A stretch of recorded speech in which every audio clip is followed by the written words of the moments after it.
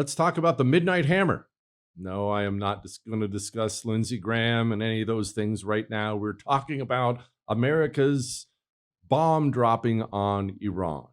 It happened over the weekend. I'm not naive. I know you've already seen the footage of it. I know you've already seen opinions about the whole thing. If you were watching I'm Right last week, you weren't shocked because we said it was coming. Here's how he clearly stands now. When you call for unconditional surrender, when you take that stance, whatever you believe about it, right or wrong, when you take that stance, then you have guaranteed it's about to get hot. It was coming. Trump had already made his decision when he called for that. When you call for unconditional surrender, you're going. When you start mobilizing units, this isn't just modern. In ancient history, you start mobilizing units. You raise an army and march them 100 miles to an enemy city. You're going to war. You're going to do something. When you start sailing carrier groups over to the Middle East, you're going to bomb somebody. Someone's getting something dropped on them. And so it happened. Now, after it, Trump addressed the nation, said some interesting things here. Here's what he said. A short time ago, the U.S. military carried out massive precision strikes on the 3 key nuclear facilities in the Iranian regime. Our objective was the destruction of Iran's nuclear enrichment capacity and a stop to the nuclear threat posed by the world's #1 state sponsor of terror. Tonight, I can report to the world that the strikes were a spectacular military success. Iran's key nuclear enrichment facilities have been completely and totally obliterated. Iran, the bully of the Middle East, must now make peace. If they do not, future attacks will be far greater and a lot easier. Okay. Now let's have a discussion about what we've seen, what we've done so far. And here's the thing. It's easy and very common to celebrate things as if things happen in a vacuum. You wake up, actually you didn't wake up because we were awake. It was nighttime when it happened here. I remember, what was it, Friday, Saturday night? I was on my phone and I started getting these notifications. Oh my gosh. You wake up and find out that we're bombing the living crap out of Iran's nuclear facilities. As an American, hard not to cheer for that. They are the world's largest state sponsor of terror in Iraq. We lost a lot of people because of Iran. Iran, after our invasion, trained and equipped a lot of people. And those IEDs, remember those days? Those IEDs that were always going off, blowing people up, blowing their heads off, blowing off limbs. We have, how many Iraq vets are watching this show right now, missing an arm, missing their legs because of Iran? We have a long list of grievances with Iran, including the attempted assassination of Donald Trump. And therefore, we wake up and we see a bunch of explosions. It's Iran. It's hard not to stand up and cheer when a bad guy gets what's coming to him. And if you did, you were not alone. I did too. In that moment, it feels good. Yeah, get them. They deserve it. Okay? Nothing wrong with that at all. But life doesn't happen in a vacuum. Foreign policy doesn't happen in a vacuum. Things are complicated. So let's talk about a few things here. First, when it comes to war, politics in general, but when it comes to war, there's an ancient proverb that is undeniably true. In war, the first casualty is the truth. Let me say that again. In war, the first casualty is the truth. So I want you to understand something, and I say this as the most patriotic, ugly American on the planet. Everybody lies. They've been lying, and they will continue to lie. Some of that is a necessity, but it's just how it goes in war. The good guys lie, the bad guys lie, different people lie for different reasons. It's going to be very difficult as we move forward, if all this moves forward, to suss out what is true and what is not. And let me tell you this, the people running to you, telling you they know absolutely that this is 100% true and anyone else is a liar, those people are liars or they're naive. What is true, we don't know. It's going to be very difficult to sift through that, and always has been. What is paid propaganda? What is somebody who just got a hold of an old video, acted like it was a modern video? What about the uranium enrichment? What's the truth there? We were told Iran was about to have a nuke. They were right they're right there. And now we're told, well, I mean, maybe the uranium wasn't there. Maybe what's true? I don't know. Because guess what? We are lying. Israel is lying. Iran is lying. Everybody, the media is lying. The military is lying. Everyone lies in war. So just know that everything, even when we celebrate some bombs blowing up some Iranian nuclear facilities, everything should be taken with a sober mind. A sober mind. Take things in. That's one. Two, you ever do any construction or know anyone who did? You ever been involved in a construction project of any kind? You know, I come from a construction family. That's what we did for a living. That's what the Kellys do. It's what my dad did. It's what his dad did. It's what I did. We're construction people. And so let me tell you this. It's complicated. And you're going to run into problems. Now, why would I bring that up? Well, let's say you live in a house.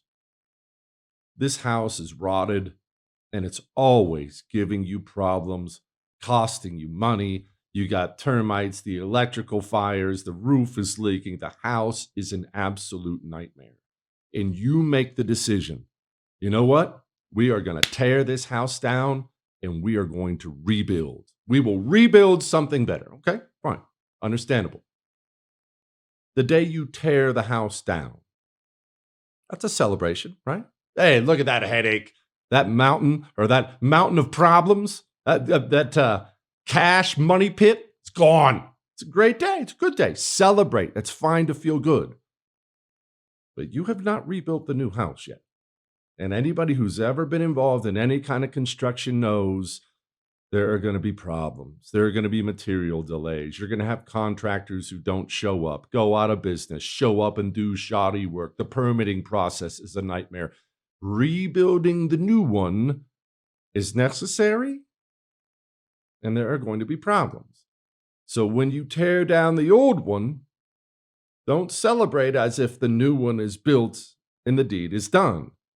And I say this because there's this term being floated around a lot now, and we're getting a lot of mixed messaging. As I said, everybody lies.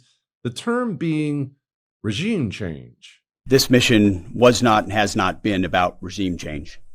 The president authorized a precision operation to neutralize the threats to our national interests posed by the Iranian nuclear program.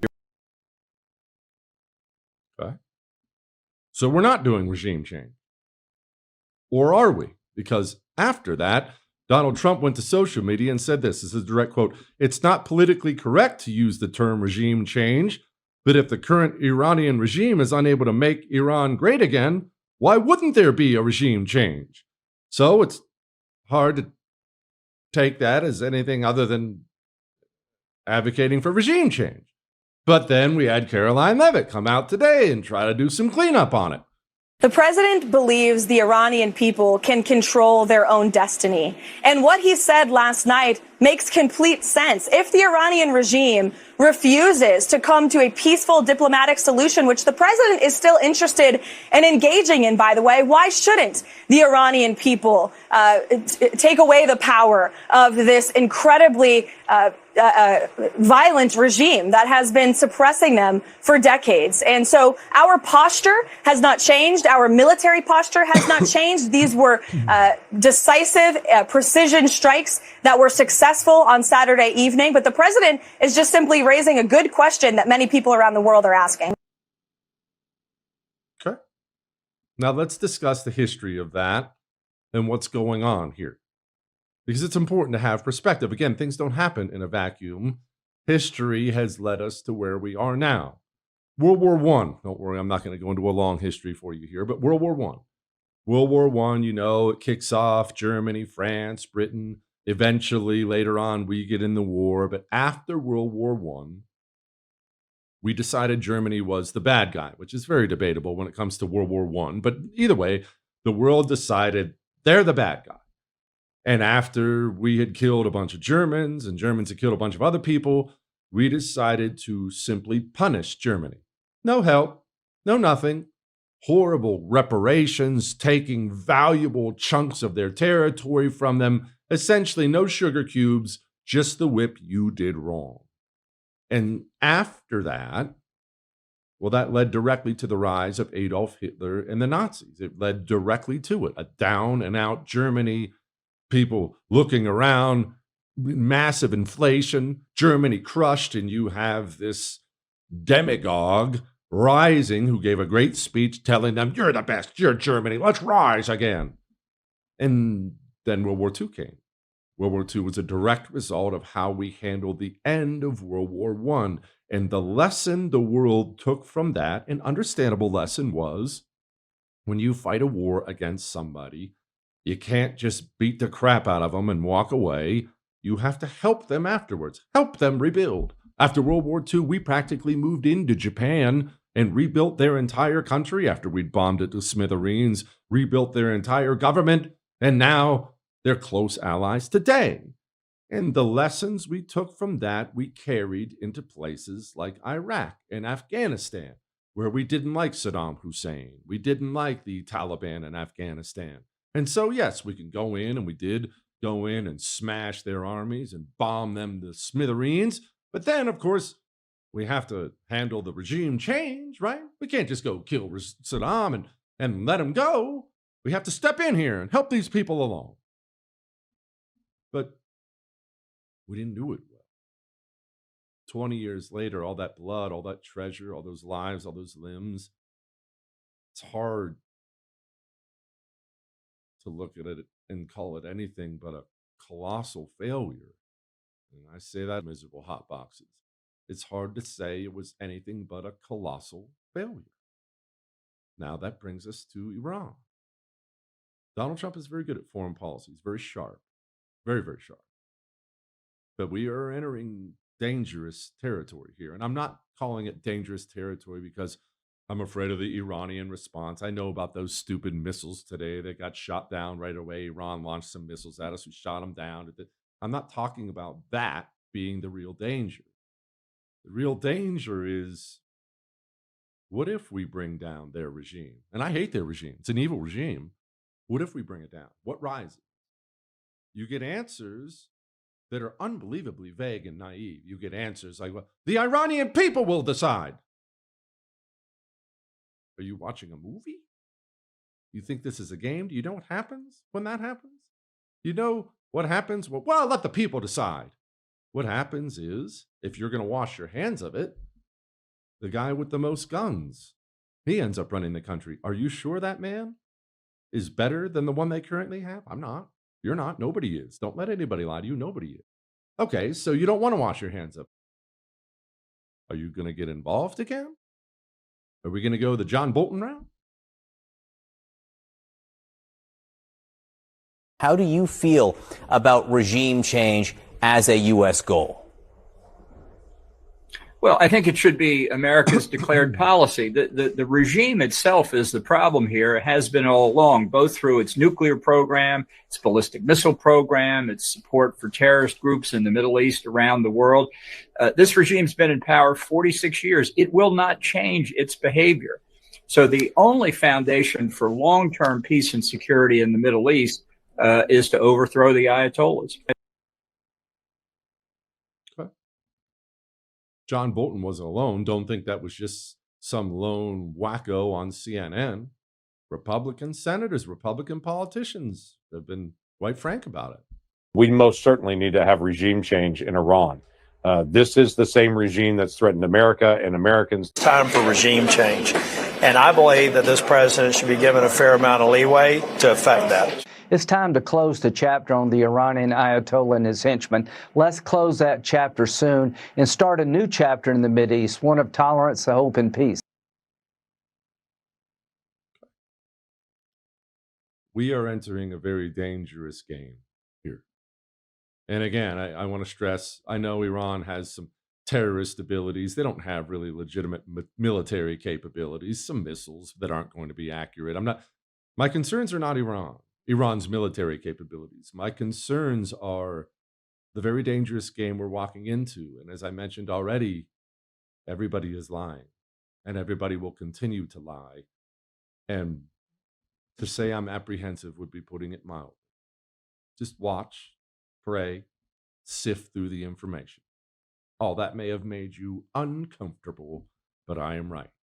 I would thank you for coming to my YouTube channel, but I know how brilliant it is, and I know you love it here. So subscribe and watch. We're going to start really ramping things up and putting some funny stuff, some interesting stuff out there, some collaborations. Either way, my YouTube channel is officially the place to be. So stick around.